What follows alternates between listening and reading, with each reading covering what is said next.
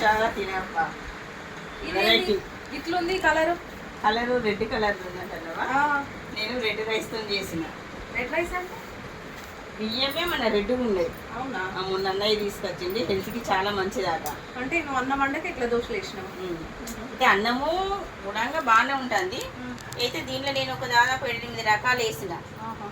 శామలు, సజ్జలు, కొర్రలు, మిల్లర్స్, మినపప్పు, మెంతులు, అటుకులు, రెడ్ రైస్ ఇవన్నీ వేసి చేసిన. ఇది ఎందుకంటే కొర్రలు, శామలు చాలా మంది తినరు కదా. ఇదైతే చిన్న పిల్లలు కూడా టిఫిన్ లాగా ఉంటుంది, తింటారు. అందుకని నేను టిఫిన్ లాగా చేసి అన్ని రకాలు కలిపి చేస్తున్నాను. నేను మొన్న ఇడ్లీ కూడా చేశాను, వీడియో పెట్టాను. ఇడ్లీ కూడా చేసుకోవచ్చు మనం రవ్వ లేకుండా. మిక్సీ బాగుంది. బాగుందా? ఏమో ఇట్లుంటుంది అనుకున్నాను.